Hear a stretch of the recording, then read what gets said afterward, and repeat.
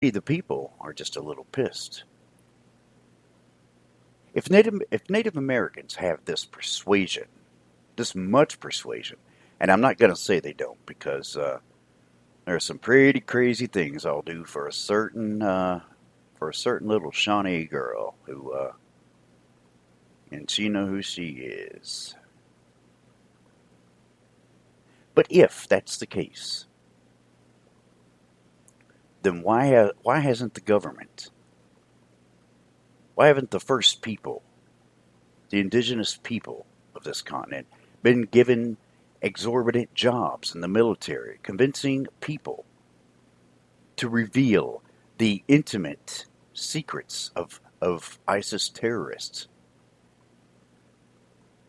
and bring to light the ISIS terror cells in this country, if they're that good? Or maybe they should be sent out on missions to lull whomever the company, the corporation, United States Incorporated, deems as an enemy.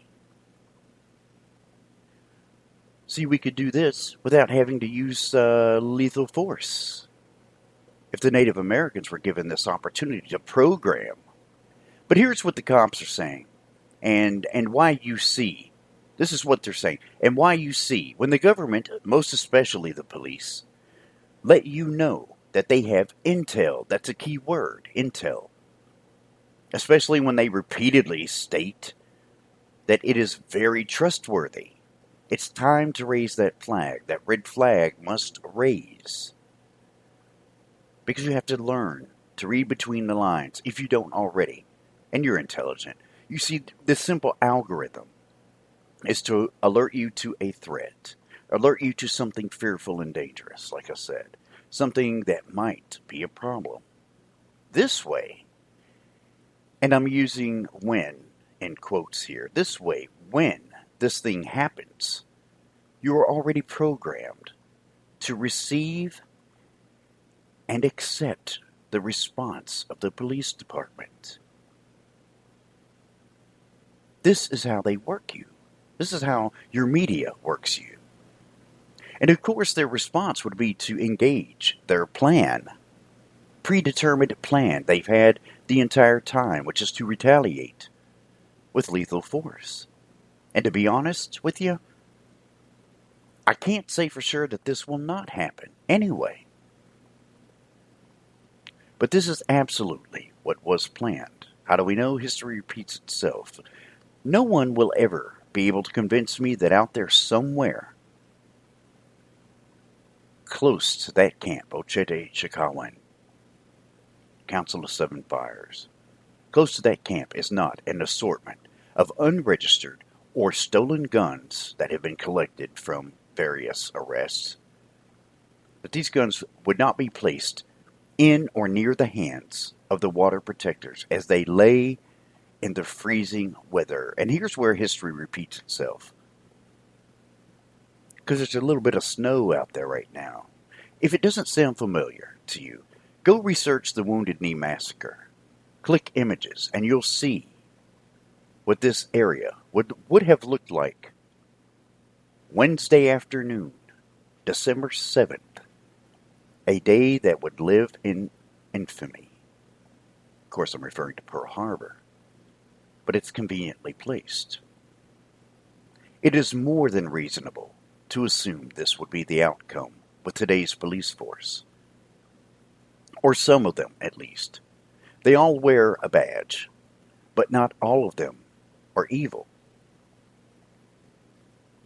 But when a court and the jury, a lone juror, says he can't convict former police officer Michael Slager, who pulled over Walter Scott in North Charleston, South Carolina, and ended up shooting him 5 times in the back as he ran away from the traffic stop.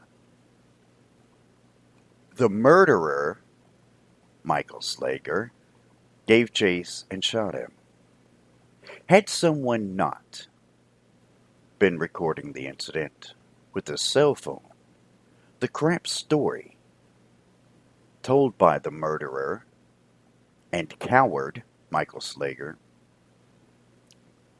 of Walter Scott grabbing his taser in a scuffle would have been believed. That story would have been believed had someone not recorded it. Now, I have seen instances, never thought I would see it in small Georgetown, Kentucky, that the police force would employ such a method. But a woman maintained that a man who was pulled over, and from what she claimed, he was beaten and, of course, arrested. But she was recording the incident, and the cops, their response was they tried to take her phone because the man had a previous warrant out, and somehow it became a crime to film the cops doing what is supposed to be their jobs. But it did happen here. And I still never saw the footage. I need to research that. I'm going to find that article and find that lady. Walter Scott. Why would, of course the story would have been believed, but why not? Why not? Walter Scott, a 50-year-old black man, was the suspect and is now a victim of blatant murder.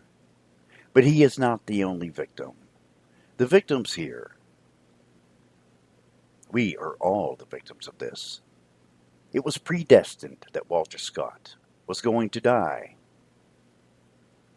Why else would an officer whose sworn duty is to protect and serve the people, protect and serve, why would he have decided to murder this man for simply running away from a traffic stop? Did Walter Scott have weed? Or a warrant? Who knows, maybe. Is that a crime to evade the cop? Maybe. To try to run? Maybe. Even if so, is the prescribed response to this capital punishment? Of course it's not supposed to be, but apparently it is. And apparently one idiot on the jury cannot see that running from a traffic stop should not warrant murder. But why is this? Why is this juror having this issue? I mean, you can go to the web and find the footage for yourself if you haven't seen it. This juror has become so programmed by the media that he is having trouble convicting someone of murder, which is Michael Slager, who is a murderer. But let's not forget poor Michael Slager, former cop, who says his life has been a, quote, nightmare since the incident. I'm sorry, he said nightmare. You gotta have some balls on you, and I don't mean to offend anybody, but guess what? There are species, there's a gender that has balls. But you gotta have a hell of a set on you when you can sit there and say that your life has become a nightmare. How about the family? How about the kids, grandkids, neighbors, friends of Walter Scott, who now have to live without him? How about the fact that he had to lay there on the ground with a crap lie of Michael Slager reporting that this guy tried to grab his taser? Instead of punishing Walter Scott or anyone for attempting to grab a weapon, and I realize, I don't know how many safeties are on the holsters of a police officer, to protect their weapons. But if they have faith in their equipment, then Walter Scott should not have been able to grab the taser. I don't know if tasers have to be, holstered in a safety holster. But it doesn't matter. None of this matter. Poor Michael Slager, it's been a nightmare, he says, since this incident. Quote, he says, my family's been destroyed by this. Well, you think? See, Michael Slager, You murdering reject of humanity. When you take a life, life will always be in balance. You lose what you know as life when you steal the life of another. This is the balance. But who can you thank for your programming as this one juror, this one lone juror who cannot convict a man who shot another man running away unarmed? Who can you blame? Well, you can thank your government.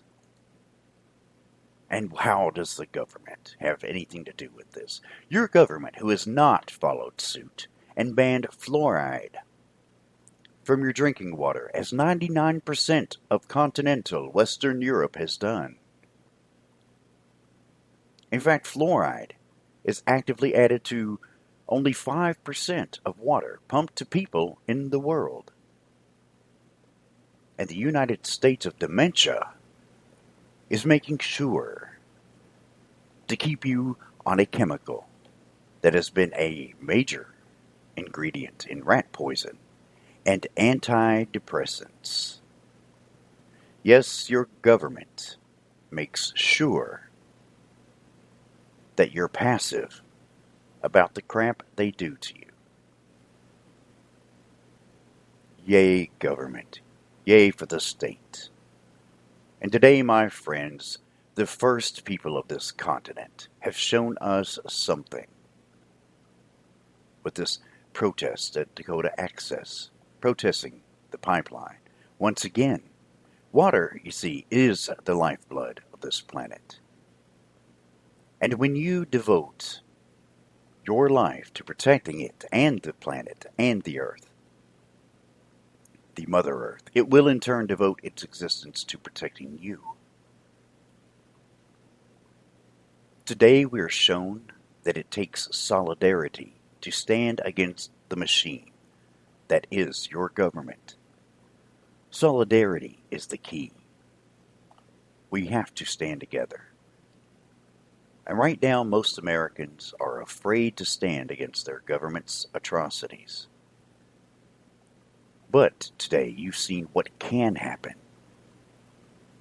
when we bond together as one and demand the change we need to continue to live, to continue to be. We are, in fact, all related.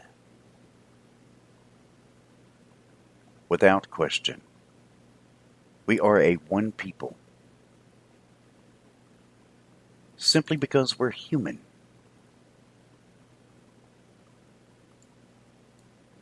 But you know what? It's funny. This country was stolen from Native Americans.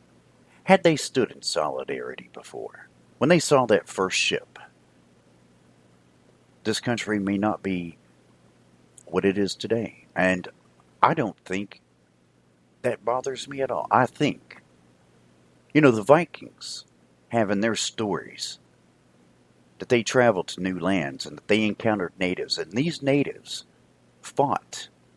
Now, some of this has actually been proven to be true. It was a myth at one time. Until they began to discover Viking settlements in Newfoundland.